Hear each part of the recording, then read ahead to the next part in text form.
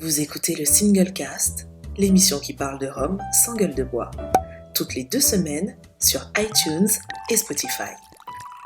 Bonjour mesdames et messieurs et bienvenue dans ce Single Cast, le podcast qui parle de rhum sans gueule de bois.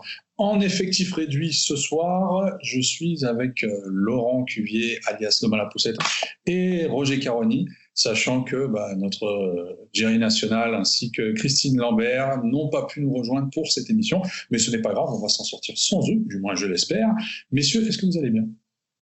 Très bien. Pas mieux. Pas mieux, très bien. Alors, pour ce sujet en effectif réduit, on a un sujet un peu, on va dire, qui est assez subjectif, d'accord, et dans lequel on pourra intégrer absolument tout et n'importe quoi. Et d'ailleurs, je pense que c'est le risque qu'on va prendre ce soir, mais avant d'en parler plus précisément, d'ailleurs, je ne vais pas dévoiler le sujet tout de suite, je vais donner la parole à Roger qui va directement nous donner les news de ces internationales. Roger. Et voilà. Donc, les petites news. J'ai vu passer un nouveau rhum en provenance de Cuba qui est mis en vente par le groupe de luxe LVMH, à ne pas confondre avec LM&V, qui sont la maison du whisky Évélier. C'est du luxe aussi, mais c'est pas eux. Et donc, le rhum, c'est un Cubain, ça s'appelle Eminente. Je pense que c'est comme ça qu'on dit. C'est un rhum âgé de 7 ans. Et apparemment, ça donne pas trop mal de personnes qui l'auraient goûté. Il me semble qu'il est en dégustation au Rhum Society, non, il y a 2 semaines, il me semble.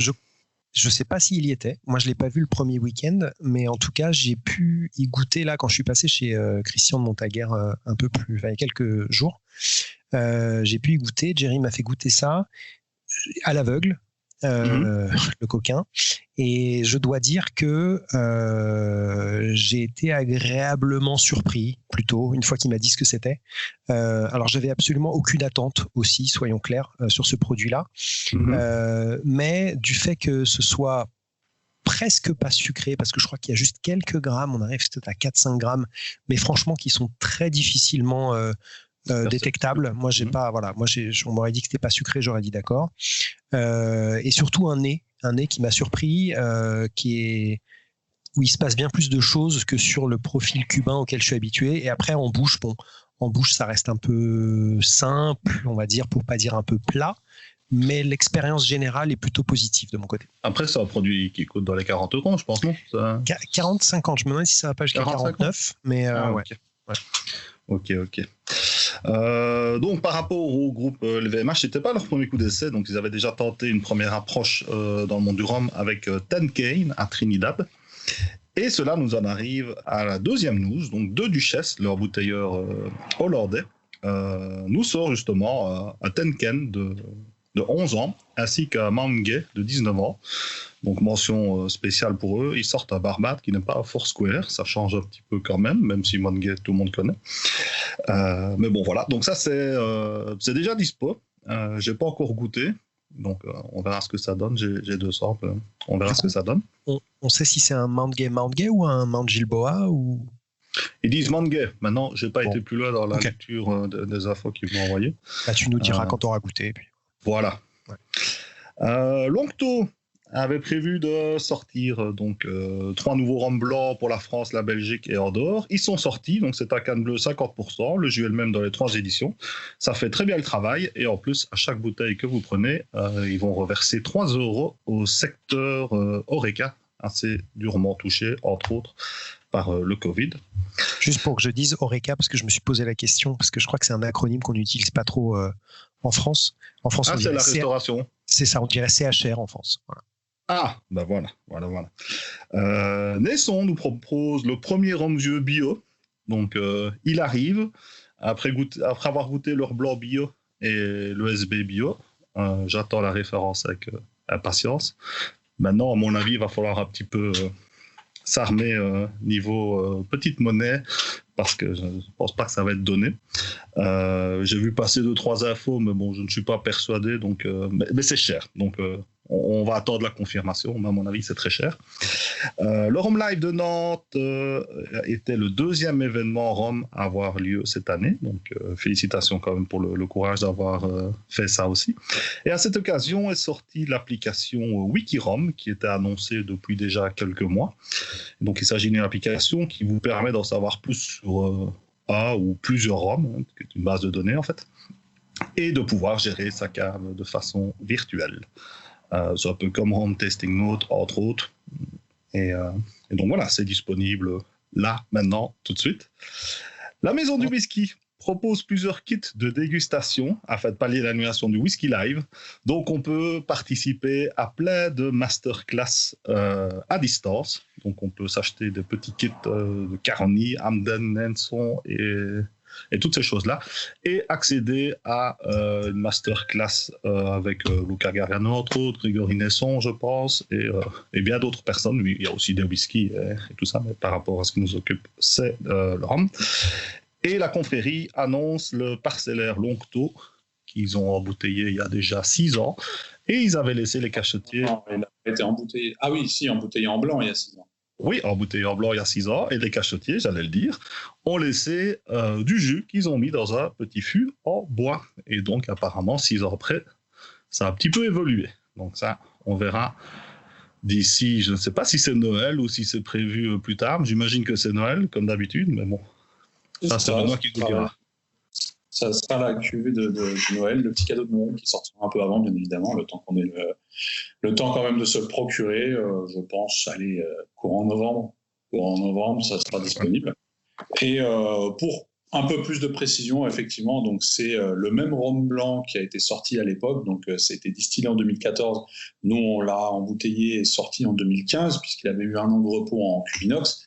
C'était la parcelle 11 Canne Bleue de chez Longto, le premier parcellaire d'ailleurs que Longto a sorti à l'époque pour la confrérie du rhum. Et de ça, à la base, on a gardé 2 fûts qui, à la fin, avec l'ouillage, n'en faisaient plus qu'un. Et donc là, on a un fût, on a 389 bouteilles de mémoire, d'un rhum, donc vieilli 6 ans en fût de chêne français. Voilà. Donc le premier parcellaire vieux de chez Longto. Premier parcellaire vieux XO single casque. Le casque, pardon. Oui. Et brut de fût, tout ça ensemble de chez Longto. Voilà. Voilà, magnifique. Du coup, c'est quand même intriguant parce que chez Longto, ces derniers temps, en vieux, il y a eu les trucs symphonie là, Ouais. sans âge. Mais en vieux. Ils ont fait un single cask 2011-12 Oui, pour le duty free, pour eux et pour je ne sais plus quoi. Et il y a eu un vieux 29 février aussi. Ouais, mais en vieux, pas en XO du coup, si je dis pas de bêtises. Oh non, je crois que c'était à 3 ans ou quelque chose. Ouais. Du coup, curieux du résultat parce que je suis rarement convaincu par les vieux de chez Longto. J'aime bien leur blanc la plupart du temps. Du coup, on va voir ce que ça donne, quoi. Alors, ça va peut-être paraître assez subjectif, bien évidemment, mais je pense que Jerry me rejoindra dans ce que je vais dire. C'est dégueulasse. Plus que on a plus que sur le résultat. D'accord. Et finalement, ça reste dans la lignée de ce qu'on a sorti il y a 5 ans. On verra si ça devient un embouteillage culte. Voilà, le malin. Et ça nous amène donc vers le sujet du jour. Un sujet proposé par Christine Lambert, d'ailleurs, même si elle ne nous a pas rejoint, pour venir faire celui-là. Les embouteillages cultes, et plus précisément, qu'est-ce qui fait qu'un rhum devient un rhum culte? Alors bien sûr, on a tous des rhums cultes, on a tous entendu parler de rhum culte, mais qu'est-ce que c'est un rhum culte? Déjà, qu'est-ce que ça veut dire être culte? Je ne vais pas demander la définition à notre cher qui n'est pas là pour nous la donner, mais on sait tous ce que ça veut dire de toute manière. Donc, un rhum culte, qu'est-ce que c'est? À votre avis, un rhum culte. Déjà, citez-moi, selon vous, un rhum culte. Un, chacun. Laurent. Un rhum culte. Allez, le Saint James 1885. Oui, très, très bon exemple. Très bon exemple. Roger? Le West Indies 48 de Stamaroli. Ah ouais. Ça va être bien culte. Pas mal, pas mal. Mais moi, je vais vous poser une autre question. Est-ce que, sans donner de millésime quelconque, est-ce que la Flibuste est un rhum culte? On pourrait dire oui, parce qu'il y a quand même beaucoup de personnes qui sont relativement fans du produit. Ça se cherche beaucoup. Et il y en a qui aiment vraiment le profil. Donc, Est-ce que l'esprit de Nesson est un rhum culte? Je dirais oui aussi, parce que c'était un des premiers blancs qui déboîtait. Et donc, voilà, c'est un peu quels sont les critères c'est un peu ce qu'on va essayer de décortiquer. Quels sont les critères pour créer un rhum culte? Dans les deux exemples que vous avez cités, donc ce sont, je dirais, essentiellement des critères historiques, parce qu'on parle quand même de vieillerie, pour le coup, des rhums datant d'une autre époque. Mais il y a d'autres choses qui prennent en marque. Par exemple, la première chose qui, moi, m'est venue en tête, c'était la marque. Est-ce qu'une marque peut faire en sorte qu'un rhum soit culte, ou est-ce qu'on peut même avoir des marques cultes? Vas-y. Je dirais, déjà, si la marque existe toujours ou pas, ça peut déjà jouer pas mal, dans le cas de Caroni, par exemple, et d'autres distilleries. Et j'aurais tendance à dire que souvent, quand les distilleries sont petites et font des produits qui sont de niche, on arrive plus souvent à du culte, je dirais. Nesson est la favorite, le parfait exemple, parce que c'est quand même deux petites distilleries. Nesson qui avait sorti son premier blanc presque brut de Colonne, qui était pour le coup très buvable pour quelque chose qui pointait quand même à 70% à l'époque, qui pointe toujours à 70% ou un petit peu moins pour le moment. Et la Flibuste, là on arrive à un niveau culte parce que c'est le dernier rhum au final vraiment old school saucé comme on le faisait à l'époque. Et donc à partir du moment où c'est les seuls à le faire et qu'ils ont une grosse légitimité à le faire vu qu'ils le faisaient à l'époque avec les autres aussi, ça fait que effectivement le rhum est devenu culte et qu'à chaque fois qu'une Flibuste sort, ça va quand même très vite pour partir. Même si les quantités sont relativement petites, il y a de plus en plus de fans, je dirais. Et c'est vrai que c'est quelque chose de facile à déguster aussi. Hein. C'est quelque part, c'est un peu logique aussi. Donc, plus le fait que les bouteilles soient cirées à la main. Je dirais que les anciennes avaient encore plus de côté culte parce que les étiquettes étaient vraiment collées de traviole sur une bouteille avec beaucoup plus de relief. Ici, c'est vrai. C'est limite plus moderne. Je trouve qu'on a perdu du charme avec les dernières Flibuste. Moi, j'aimais bien les étiquettes comme on avait sur la 95 de la confrérie, qui collent, mais qui collent pas trop. Ouais. Ça rajoutait un petit côté authentique. Mais bon, après, ça, c'est un détail. Ça reste quelque chose de relativement culte, je trouve. Donc voilà. Mais avant tout, pour être culte aussi, c'est bien que ce soit une vieille série ou quelque chose d'un peu de la vieille époque, on va dire. Ça joue aussi. Laurent, tu voulais dire quelque chose? Ouais, pour moi, il y a un certain nombre de facteurs qui vont faire qu'on va arriver sur un embouteillage culte et ils peuvent être soit indépendants les uns des autres, soit rassemblés dans une bouteille, une cuvée, etc. Avant tout, j'aime à croire, alors je ne sais pas si c'est encore le cas maintenant, mais pour moi, le facteur qui est ou qui devrait être le plus important, ça reste la qualité de ce qu'il y a dans la bouteille. Je pense qu'on s'en éloigne de plus en plus et il y a vraiment d'autres facteurs qui viennent jouer comme la com et l'image de la marque et de la cuvée particulièrement dont on parle. Évidemment la rareté que ce soit au niveau nombre de bouteilles sorties mais aussi l'âge, puisque souvent plus c'est vieux, moins il reste de bouteilles et peut-être qu'il n'y en avait pas tellement qui étaient sorties à l'époque. Et enfin, et même si c'est un petit peu étrange, mais il y a aussi le prix, mine de rien, parce que maintenant, le prix, quand on regarde, alors le prix, pas forcément le prix de sortie, mais plus le prix qui va être atteint. Actuelle. C'est ça. Et du coup, je pense que c'est un joyeux melting pot de ces facteurs-là qui va nous amener à une cuvée culte ou pas, avec parfois des ratés.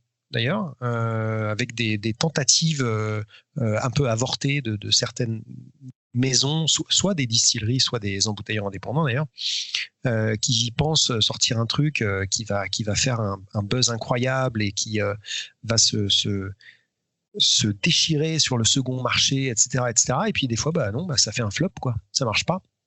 Et bien souvent, et ça me rassure un peu quelque part, bien souvent, c'est justement à la dégustation. C'est-à-dire qu'ils mettent tous les efforts sur la com, ils sortent pas beaucoup de bouteilles, etc. Et puis après, les gens les goûtent. Et puis ils se rendent compte que c'est pas bon ou que ça ne présente pas grand intérêt. Et du coup, voilà. Heureusement, il y a quand même ce facteur qualitatif qui est un peu une sorte de rappel à l'ordre. Voilà. Alors, ce facteur-là est un peu négligé quand même. Hein. Je veux dire, les bouteilles cultes qu'on connaît ne sont pas de moins en moins des bouteilles vraiment où le goût est relié au fait que ce soit culte, c'est-à-dire que le côté culte sera plus autour de la marque, autour d'une référence, d'une référence particulière, ou bien du packaging. On a pas mal de packaging qui sont cultes. Je pense soit à la bouteille de la Flébus, ou encore la fameuse bouteille noire de Vélier, qui reste une icône quelque part représentative, tout comme la bouteille carrée de chez Naisson. Après, il y a également, est-ce qu'il y a le fait qu'il y a un personnage derrière ou pas? Pour reprendre Vélier, on a Gargano. Enfin voilà, on a certains personnages comme ça qui font que certains embouteillages ou certaines maisons ou certaines marques cultes. Et finalement, il y a également le côté historique, donc une histoire derrière une bouteille qui peut faire en sorte que, tiens, cette bouteille devient culte, comme la fameuse 1885 de Saint James, par exemple. Voilà. Et dans ces cas-là, on n'a pas toujours le goût. Je veux dire, le goût de la 1885, très peu de gens le connaissent, finalement, dans l'univers du rhum. Ouais, c'est clair, mais je trouve que pour que quelque chose soit culte, il y a un facteur temps qui est quand même important. Là, il y a des choses qui partent très vite, qui se revendent des fois très cher, mais c'est des bouteilles qui, au final, ne seront jamais cultes. Ici, je penche la tête et je vois bien le 13 ans de Bresse de chez Vélier, qui est très bon, qui est parti à des prix pas possibles, mais ce sera jamais culte.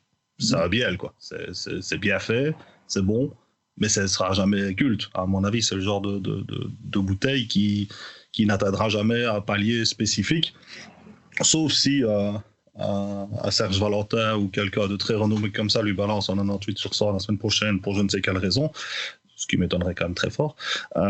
Mais ça doit jouer dans le temps aussi. Je veux dire, il y a beaucoup de bouteilles qui sont cultes le lendemain de la vente et qu'on oublie 2 mois après. Et ça, c'est très représentatif de l'époque un petit peu actuelle, je vais dire. Ouais. Mais pour moi, quelque chose de culte, à la limite, c'est quelque chose que les gens ont apprécié à sa sortie, sans se soucier du tout de l'impact financier ou quoi que ce soit, et qu'on remarque 10 ans ou 15 ans après que les 2-3 qui existent toujours ou qui sortent à gauche, à droite, c'est là qu'on se dit, ah ben oui, merde, c'était quand même vachement bon, et il n'y en a plus beaucoup. Là, ça devient culte. Ouais, est-ce qu'on a un peu cet effet de vouloir rendre culte absolument tout ce qui sort actuellement ça, c'est le marketing. Le marketing ne devrait pas essayer de rendre quelque chose culte. C'est le public qui rend la chose culte, pas le producteur. C'est vrai, mais il peut y avoir cette volonté au départ. Prenons l'exemple de Vélier, par exemple, qui a quand même tendance à mettre en avant toutes ces bouteilles comme quelque chose souvent d'historiquement exceptionnel, des origines exceptionnelles, exceptionnelles à tous les niveaux, à un tel point que les gens commencent à collectionner toutes ces bouteilles dès qu'elles sortent, et dans de grands nombreux cas, sans même les ouvrir, et d'en faire quelque part des icônes, des objets de collection réellement qui rendent ces bouteilles cultes. Et c'est là où je dis, par exemple, on dérive complètement du goût, parce que du coup, on ne sait pas quel goût ça a. C'est un peu les champions de ça quand même. Ils vont nous sortir un nombre de séries limitées. J'y pensais il n'y a pas longtemps, qui est proprement hallucinant. C'est-à-dire qu'ils nous font les Villas Paradisetto. À côté de ça, ils nous font des embouteillages particuliers sur Habitation Vélier. À côté de ça, ils nous font les Japonies. Exactement, là. Il y a 3 bouteilles avec les dessins moches. Et vraiment, ils vont réussir. Il va y avoir bientôt les embouteillages Naisson. Donc, il y a plein de petites sorties comme ça qui ne s'inscrivent pas vraiment dans une série, qui ne s'inscrivent pas vraiment dans une gamme et dans la pérennité, et qui les rend presque par défaut des collectibles, quoi. Où c'est vraiment, c'est Pokémon, je veux les attraper. Et après, je veux me montrer sur les réseaux sociaux, et où je veux faire des plus-values dans les 2 jours qui suivent, ce qui est très, très souvent le cas aussi. Mais alors justement, ça m'amène sur un cas. C'est pas vraiment un coup de gueule que je veux pousser, mais c'est un truc que j'ai en tête depuis un moment, donc je vais en profiter. C'est des embouteillages Vélier sur Privateer. Privateer, c'est une distillerie américaine qui est pas si jeune que ça, mais Maggie Campbell y est depuis pas si longtemps, et elle a l'air d'être hyper pointue sur les fermentations, distillation. Enfin, ses connaissances ont l'air. J'ai jamais écouté encore des podcasts qu'elle fait, mais elle en fait régulièrement. Ses connaissances ont l'air d'être vraiment, vraiment à la pointe, quoi. Et donc, quand j'entends ça, quand je vois cette image qu'elle a, et quand je vois que Vélier va faire des sélections pour 2 séries, que ce soit Paradisetto ou Habitation Vélier, je me dis, putain, ça doit être un truc quand même hyper particulier, ça doit être un truc qui vaut le détour, peut-être qu'on ne connaît pas, qui revient sur le style américain d'avant Prohibition, ou j'en sais rien, tu vois. Et au final, c'est juste bon. Et au final, j'irais même, voilà, c'est ça, c'est le et encore qui m'ennuie, parce que j'ai goûté 3 embouteillages de chez eux, alors qui sont aucun des 2 par Vélier par ailleurs, mais j'ai goûté un ancien vieux de chez eux, que j'ai trouvé, je pense que c'est la définition du sans intérêt, où c'est vraiment, je pense, un distillat hyper haut, qui a aucun profil, et du coup, ça a juste le bois qui arrive. Et les 2 autres que j'ai goûtés, qui sont des embouteillages plus récents, mais qui sont aussi des embouteillages officiels, qui sont le blanc, alors qui c'est le New American ou New England, je sais plus quoi. Honnêtement, hein, ça m'ennuie parce que j'ai pas envie de vexer des gens, mais je l'ai goûté. Le premier mot qui m'est venu en tête, c'est vodka. C'était vraiment, ça m'a vraiment frappé. Et l'autre, qui est le Navy Yard, donc c'est pas un cask strength, mais je crois que c'est réduit au Navy Proof, je crois, donc dans les 57, qui est même pas un vieux, je sais plus quel âge il a, mais je l'ai goûté et je me suis dit, il y a que du fût en fait. Et du coup, c'est pour ça que j'ai vu beaucoup de gens faire des parallèles avec le Bourbon. Mais Bourbon dans le sens où c'est vraiment que là en l'occurrence, parce qu'en plus il est pas très vieux, où t'as vraiment que du bois et que le côté coco, vanille qui peut venir quoi. Et là je me suis dit putain, mais en fait j'en suis venu à me dire, est-ce que c'est pas genre une farce qu'on nous fait, tu vois, où dans 1 an Gargano il va revenir, il a fait bah non les gars, c'était une blague, je vous ai tous bien eu avec mes embouteillages, tu vois. 53 milliards en termes de degrés. Merci. Donc vraiment, c'est typiquement pour moi le genre de truc qui a été survendu au niveau produit, au niveau distillerie. Je dis pas qu'ils vont pas sortir des trucs très bons, je dis pas que les méthodes sont mauvaises, je dis pas que la maître distillatrice est mauvaise, loin de là, mais pour avoir goûté 3 de leurs produits, jamais j'achèterais ça, quoi. Oui, puis on nous le présente effectivement comme le premier, un truc de fou. On nous vend un privateer 3 ans, 100 €, tranquille, peur de rien, et c'est juste, ça va quoi, mais ça s'arrête là. Mais tu vois, c'est intéressant. J'ai goûté l'échantillon de l'habitation Vélier, ouais. Mauvais, ça ne l'est pas, incroyable, ça ne l'est pas non plus, bon, oui, mais 100 € quoi. Et c'est ça qui est fou. Tu parlais tout à l'heure du prix à venir du Naisson vieux bio, qui va peut-être être dans les 100 balles, on n'en sait trop rien et tout ça. Ben voilà, là on a un 3 ans en mélasse, pas bio, qui est déjà 100 balles, quoi. Enfin, pour une distillerie qui n'a pas la même aura que Naisson. Ah bah ouais, quelque part, parce que Naisson, c'est quand même un level quand même relativement haut. Ah ouais. Après, ça n'explique pas un probable 3 ans à plus de 150 €, même si c'est bio. Maintenant, comme j'ai lu tantôt sur Facebook, faire vieillir du bio, ça ne doit pas coûter beaucoup plus cher que de faire vieillir un normal. Mais bon, voilà. Maintenant, tout le monde ne peut pas se permettre de se pointer sur le marché avec un 3 ans à 100 balles, quoi, et de s'attendre à en vendre des palettes. D'ailleurs, on a vu beaucoup de ces emboutteillages vendus uniquement avec le Mount Gay et le Hamden. En triplette. Donc les gens prenaient la triplette pour avoir le Hamden, qui lui, sur le coup, plutôt rare et qualitatif. Ouais. Maintenant, de là, ce qui devient culte, on verra. Mais c'était purement un rhum destiné à être vendu avec un autre qui fait le buzz. C'est ça. Bon, à partir de là, quand tu vois que le premier discours, c'est ça, tu te dis que la qualité va peut-être pas être au rendez-vous. Effectivement, c'est pas waouh. Alors justement, pour revenir sur le sujet, et j'allais rebondir sur Hamden, on a un très bon exemple d'une distillerie culte, mais qui, du moins à mon avis, n'a pas forcément une référence culte. Non, mais ce qu'il y a, c'est qu'Hamden, je comprends pas le buzz qu'il y a autour. C'est très bon, c'est bien fait, mais de Hamden, il va en sortir plein mille, quoi. Je veux dire, le truc qui tourne. Et je comprends pas pourquoi tout le monde s'excite sur un marque qui sort chez Habitation Vélier, alors que il va y en avoir encore. Est-ce qu'ils n'ont pas investi dans un deuxième poste? Je suis complètement d'accord avec toi. Ça crache des litres comme pas possible, comme je comprends pas. On va pour le coup, déjà, Caroni, on en bouffe depuis des années, alors que c'est plus produit, mais bon, voilà, il y avait des stocks. Hamden, c'est pas qu'il y a des stocks, c'est qu'ils produisent encore, et ils nous sortent des trucs relativement jeunes, un peu plus vieux, des marques différents, des single casques ou pas des single casques. Enfin, ça n'arrêtera jamais. Et quand je vois la série, je crois que c'était l'année dernière, où il y a les 6 qui sont sortis déjà, il y en avait un Spa, il y en avait... voilà. Et Alors j'ai goûté les 6. J'avais goûté les 6 à l'époque, entre autres avec Olivier Scars. Ouais, il y en a qui sont pas mauvais. Est-ce qu'il y en a qui m'ont fait vraiment sauter au plafond? Pas du tout. Et pour moi, c'est vraiment, pour le coup, là, on est sur l'archétype du collectibles et du buzz et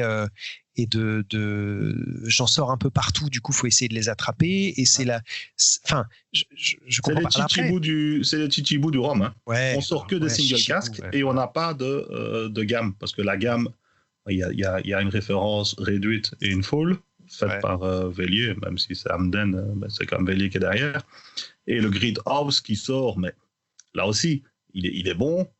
Le prix était plus ou moins pas trop exorbitant, je trouvais, la qualité est très bonne, mais ils ont réussi à nous dire c'est ultra limité, c'est juste pour les salons, machin bazar, tout le monde se jette dessus, alors qu'il suffisait, entre guillemets, vu qu'ils avaient les stocks, d'en produire 4 fois plus et on n'en parlait plus, et ils avaient un truc, développer la gamme Hamden plutôt que de développer le côté buzz des single casques.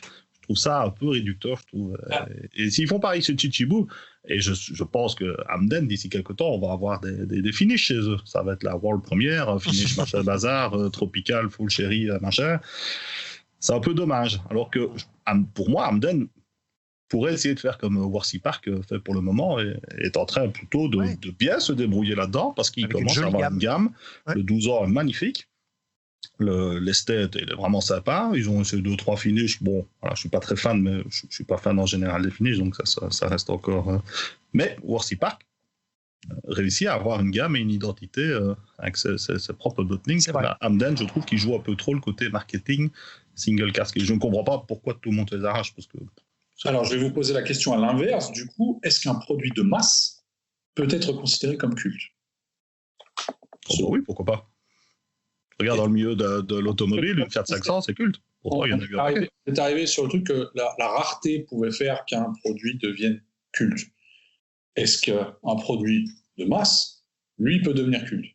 J'essaie de réfléchir. Alors, est-ce qu'il n'y a pas quand même des trucs un peu cultes? Je sais pas. Je vais prendre un exemple. Vas-y. J'ai essayé de trouver justement une bouteille culte. Et il y en a une qui m'est venue en tête, en fait, mais probablement de par sa longévité dans le temps. La cuvée du Moulin de chez Trois-Rivières. Pas pour moi. Je vois ce que tu veux dire. Alors la question, pourquoi pas? Parce que c'est dans la gamme de Trois-Rivières, c'est quand même une cuvée qui est là depuis... Ouais. Voilà, mais... pourquoi est-ce que celle-là ne pourrait pas être considérée comme culte? Alors, je ne prends pas en compte l'aspect changement de packaging, etc. C'est juste que la cuvée est là depuis bien longtemps. Est-ce que ça ne pourrait pas faire en sorte que cette cuvée soit devenue une cuvée culte dans les rhums martiniquais, par exemple? Si on devait trouver quelque chose de grand public ou à gros tirage culte, je penserais peut-être plus, par exemple, pour rester en Martinique, et Naisson pour pas changer, mais tu vois le 52.5 par exemple, le parce grand que classique, quoi. Ouais, voilà, c'est ça, et tout le monde reconnaît sa qualité, c'est là depuis longtemps, ce degré, mine de rien, qui est unique, et il se fait appeler par son degré, quoi. Tu vois, on l'appelle pas le rhum par Naisson, on l'appelle le 52.5. Donc ça répondrait peut-être plus pour moi aux critères du rhum culte à grand tirage. Après, malgré tout, pour répondre à ta question générale, je pense que il y a des exceptions, mais je pense que la plupart du temps, c'est plutôt contradictoire. J'en ai pas suffisamment qui me viennent à l'esprit là pour me dire que des cuvées gros tirage peuvent être cultes. Tout ce qui me vient à l'esprit, ça va être quand même plutôt des trucs un petit peu rares, quoi. Des vieux millésimes, des trucs de niche, des trucs un peu pointus. Si on pense à tous les vieux embouteillages d'Emerara et Caroni de Chevalier, tu vois, enfin, c'est des petits embouteillages, les premiers cask strength, un vrai design, encore quoi, déjà un gros côté marketing sur la bouteille, les étiquettes très épurées, cette forme de la bouteille noire, etc. Et c'est d'ailleurs après, je vais pas relancer sur Vélier, mais pour moi, c'est grâce à ces embouteillages-là qu'au final, Vélier s'est fait un nom dans les amateurs de rhum. Après, on peut pas lui enlever qu'il a quand même découvert d'autres trucs. Tu vois, les clairins, bon, bah, ça reste quand même un truc très particulier qu'il a découvert. Il en a même fait sa distillerie maintenant à Port-au-Prince, etc. Enfin, tu vois, mais mais je vois pas suffisamment d'embouteillage à gros tirage culte pour. Je sais pas si vous en avez On d'autres. pourrait sortir le Caroni 12 ans, ils en ont sorti une fameuse flopée. C'est pas faux. La plupart des bouteilles ont été bues. Et donc, au final, maintenant, le Caroni 12 ans, ça reste quand même quelque chose d'assez culte. Moi, dans mon cas, c'est mon premier Caroni. Donc, il a une petite saveur particulière. En plus, je l'ai trouvé franchement dégueulasse la première fois que j'ai bu. Ce qui est un peu rude. Mais avec le temps, il devient vraiment bon. Et c'est ce qui m'a fait rentrer dans le monde Caroni. Donc, pour moi, je trouve que le Caroni 12, le petit Caroni, parce qu'au final, c'est le Caroni le plus jeune qu'on ait embouteillé chez Vélier, je pense, à 12 ans. Donc ne fût-ce que pour ces différentes raisons, pour moi c'est culte. Il y en a eu un paquet, tout a été bu, ou beaucoup en tout cas, parce qu'à l'époque quand c'est sorti ça coûtait 38 € et personne ne se doutait, ou en tout cas peu de monde se doutait du buzz que ça allait faire, donc on s'embêtait pas, on les ouvrait, on faisait même des rhum coca ou des trucs avec, parce que ça pouvait amener un truc dans les cocktails. Et c'est le plus jeune Caroni mis en bouteille d'un point de vue âge, donc c'est quelque chose qui le rend au final rare, alors que ça a été un des plus gros tirages. T'as raison. Et tu vois, mais quand je reprenais mes critères de départ, là-dessus, il y a quand même certains critères qui sont respectés dans le sens communication et image. Bon, Caroni, distillerie fermée. En plus, ça vient de chez Vélier, donc un gros plus à ce niveau-là. La qualité, ça dépend vraiment des gens. Ça reste subjectif, mais j'ai l'impression quand même que la majeure partie tend à dire que c'est pas mal, surtout avec du temps. Ah non, franchement, avec du temps, il est vraiment très bien. Voilà. Moi, c'est vrai qu'il m'a jamais plu parce qu'il y avait un manque de gourmandise, on va dire, mais j'ai jamais eu la patience de l'attendre pendant 3 ans, tu vois. Voilà. Donc c'est vrai, mais c'est un bon exemple, ça, où il y en a eu pas mal et ça reste un embouteillage culte quand même. Ouais, je suis d'accord. Alors, on parlait justement de la fameuse bouteille noire. Je pense que non seulement de par le design de certains packaging ou certaines bouteilles, on peut avoir des effets de culte également qui se sont faits, notamment, alors peut-être pas sur une référence en particulier, mais peut-être sur des marques. Si on retourne en Martinique, on a Nesson avec leurs fameux épaules carrées. Ouais. On a la pyramide de chez Bali. Ouais, Saint-James, c'est la bouteille carrée. Une nouvelle version qui sort là. En version art déco, la fameuse bouteille carrée de St. James, qui reste des icônes quand même dans le domaine du rhum et des marques qu'on reconnaît grâce à ces bouteilles-là. Et attention que niveau marque, il y a aussi d'autres marques cultes qu'on citerait peut-être pas directement, mais qui pour moi ont une importance capitale dans le monde du rhum. C'est Samaroli et Silver Seal. Ces 2 embouteilleurs ont sorti des trucs qui étaient vraiment magnifiques. On les voit moins, Samaroli nettement, vu que monsieur est décédé et que la marque a été revendue, mais via Massam, il y a quand même des choses qui sortent qui, pour moi, pourraient franchement être cultes, autant en whisky qu'en rhum. Le Hamden 92 et le Portmore 2003 sont magnifiques. Silver Seal diminue un petit peu en qualité avec le temps parce que je pense qu'il n'a plus accès à tout ce qu'il veut, parce qu'à une époque, il avait quand même des sales références. Maintenant, effectivement, les derniers, on n'atteint pas le même niveau qu'avant. Et augmente beaucoup en prix en parallèle. Aussi. Ouais. Maintenant, pour moi, ces 2 embouteilleurs dans le monde du rhum, je trouve que Samaroli et Silver Seal ont quand même bien façonné le paysage, avec des gens comme Cadenhead aussi, évidemment, qui ont sorti eux aussi un bon lot de rhum culte, des vieux Demerara des années 70 full proof, bien avant Vélier, mais en continental, mais ils étaient là bien avant avec des trucs. Alors là, c'est vraiment moche leurs étiquettes de l'époque, mais ça leur donne un petit truc. On les reconnaît direct, quoi. Le petit cachet, le baie de soleil qui se lève. Et ils mettaient déjà des marques à l'époque. C'était, à mon avis, le premier à balancer des marques sur leur Demerara. Moi, j'ai ce problème. Et on a tendance à les oublier. Je trouve que les nouveaux venus, entre guillemets, dans le monde du rhum se focalisent sur Vélier et sur Wild Parrot ou des gens comme ça qui font des belles choses, mais qui, pour moi, ne sont pas spécialement cultes sur la plupart de leurs références actuelles, en tout cas. Non, je disais, j'ai exactement le même problème avec Bristol. Je trouve leurs étiquettes sérieusement moches, personnellement. Ah, ça, l'effort marketing n'est pas exceptionnel, on est d'accord. C'est ça. Ils ont quand même certains embouteillages qui sont cultes. Je pense notamment au Caroni 74. Oui, puis de vieux Portmorand, de vieux Monimosque. Ils ont sorti de très belles choses. Mais effectivement, beaucoup moins axé sur le marketing, ça c'est clair. Beaucoup moins, ouais. Enfin. Et on retombe sur le côté, parce que tous ces embouteillages-là étaient pas à très grand tirage. Certains, je vais pas dire tous, parce que j'ai écouté des trucs, par exemple chez Bristol, qui étaient pas très bons non plus, d'autres qui étaient meilleurs, mais donc la qualité n'était pas toujours au rendez-vous. Au niveau, comme vous l'avez dit, au niveau com et image, bof, c'était pas les meilleurs. C'est vrai que ces étiquettes étaient pas les plus attractives. C'est brité, je crois. On se prend pas la tête, on fait une étiquette. Très sobre. Voilà, quoi. Ouais. Donc ouais, c'est hyper. C'est hyper subjectif, bien évidemment, parce que comme tu disais, on a commencé par ça. Quels sont vos embouteillages cultes à vous? Et moi, j'aurais pu dire des trucs, mais qui sont cultes juste pour moi. Parce que mon premier vieux martiniquais que j'ai aimé, c'était le De Paz XO ancien embouteillage, qui était dans un joli coffret en bois. C'est celui qui m'a amené aux agricoles, par exemple. Donc celui-là, pour moi, a évidemment une saveur particulière. Après, il y en a d'autres, mais ça, je suis pas le seul.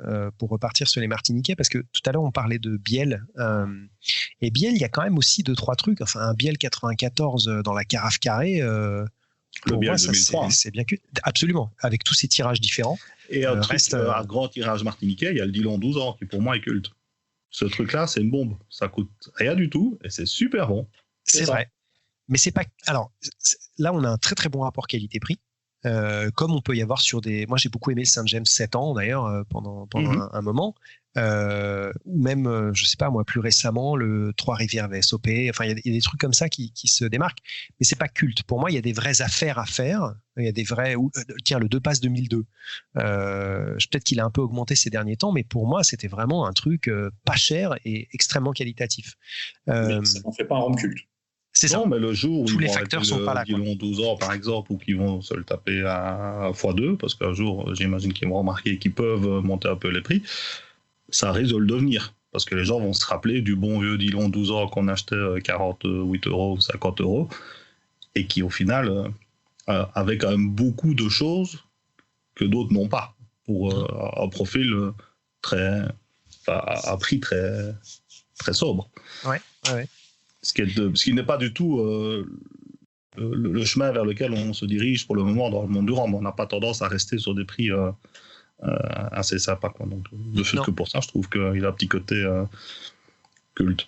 Mais on va espérer que la martiniquaise reste sur des gammes de prix qu'on leur connaît, parce que c'est vraiment des bonnes affaires et des prix. Alors, juste, c'est subjectif, mais des prix en tout cas qui s'envolent pas trop, quoi. Ouais, clairement. Et je pense que justement cet effet de culte, aujourd'hui, on ne peut plus le déterminer de la même manière, parce qu'il faut, comme disait Roger tout à l'heure, ce facteur de temps. Parce qu'aujourd'hui, il y a tellement de nouveautés qui sortent et tellement de nouvelles éditions limitées qui sortent, mais qui sont oubliées dès que de nouvelles éditions sortent, ou dès que tout a été vendu et qu'il n'y a plus rien, et que pour en trouver, le prix a fait x5, et qu'automatiquement les gens passent à autre chose. Et du coup, ça en fait forcément un objet, une référence culte, en fait. Ça fait une référence en édition limitée. Je prends un exemple, le 2 Pass 2000. Le 2 Pass 2000 n'est pas culte pour moi. C'est un très bon rhum. C'est une référence en édition limitée. C'est une première pour la maison. Il remplit tous les critères, mais il n'est pas culte. Peut-être pas encore. Peut-être qu'il le sera. Peut-être pas encore. Ouais. Dans 10 ans, on parlera peut-être du 2 Mas 2000 comme un rhum culte. Mais actuellement, c'est juste un truc qui a pris énormément de valeur, qui est chassé entre les collectionneurs. Mais de là à dire que c'est un rhum culte, non, je ne peux pas. Ce rhum n'a pas marqué l'histoire. Ce rhum a été... je veux dire, il a été... Non, mais il va marquer l'histoire de départ. Mais ça s'arrête là. Ouais. Il est arrivé un peu en retard par rapport à la mouvance brut de fût et tout ça, mais par rapport à Dépaz, ça reste quand même le premier brut de fût. Pour 2 Pass. Pour 2 Pass. Oui, pour 2 Pass. Ouais. Mais dans l'univers global du rhum. Ouais. Mais c'est possible, je te rejoins, c'est-à-dire que c'est possible qu'un rhum comme ça devienne d'ici quelques temps culte, à l'inverse de d'autres rhums qui, pour moi, sont beaucoup plus sur la com et l'image, et jouer sur la rareté, etc. Parce que du 2 Pass 2000, il n'y en avait quand même pas 100 bouteilles, quoi. Il y en avait, je ne sais pas combien il y en avait, mais il y en avait un peu plus. 3000, Ouais, bah voilà, quand même. C'est bon. Et en fait, un lien, je pense, j'ai l'impression qu'on en parle depuis le début sans le nommer vraiment.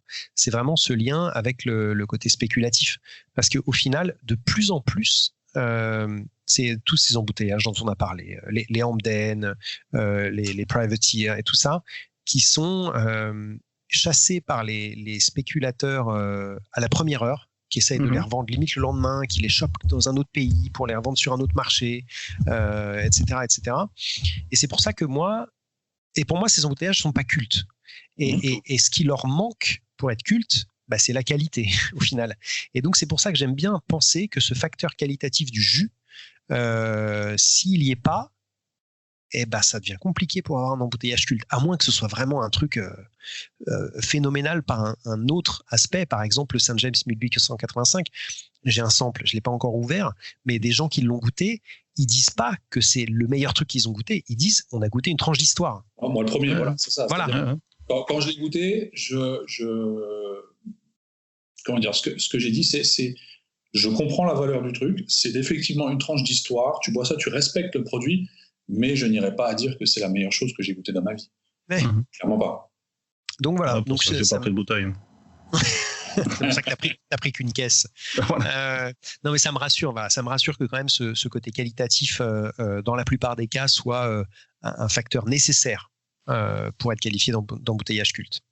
Après, le côté culte joue le 2 Pass 2000, justement, le 2 Pass 2000 où on était quand même, selon moi, sur un côté qualitatif qui était là. Hein, en toute subjectivité de ma part. Mais voilà. Mais aujourd'hui, c'est-à-dire qu'il remplit toutes les cases, mais il n'est pas encore culte. Mais c'est bien. Pour moi, il n'y a pas encore ce facteur temps qui est passé pour en faire vraiment une bouteille légendaire. Et c'est bien pour ça que moi, je pense qu'il peut devenir culte, parce que tu as le côté qualitatif. Ouais. Puis il y a aussi le côté influenceur, on va dire, qui peut jouer dans le culte. Non, du tout, je parle des vrais influenceurs. En particulier Serge Valentin, mais dans le monde du rhum, il y en a d'autres aussi. Il suffit qu'une note soit un peu plus haute que prévu, et ça part vite, très vite, chez certains. Du coup, si quelqu'un d'influent a mis une note assez haute, les gens vont jamais dire qu'ils n'ont pas aimé, ou très rarement, vu qu'ils vont être influencés. Et donc, du coup, le truc va atteindre un niveau culte parce qu'à la limite, une personne aura trouvé ça waouh à un instant T dans sa dégustation. Je ne dis pas que c'est le cas tout le temps. Maintenant, si demain, un rhum sort de n'importe où, on s'en fout, et que Serge, pour reprendre Serge, parce que je trouve que c'est quelqu'un de plutôt influent dans le milieu. Pardon ? Tu lui dois de l'argent ou... Non, du tout. Non, mais c'est vrai, si demain il sort. Non, mais c'est le meilleur exemple. Si demain il sort un 94 ou un 95 sur 100 sur, je sais pas moi, fût qu'un Australien a acheté en Papouasie et mis en bouteille en Nouvelle-Guinée, bah, le truc, c'est culte, ouais, avant même de savoir pourquoi ni comment. Ouais.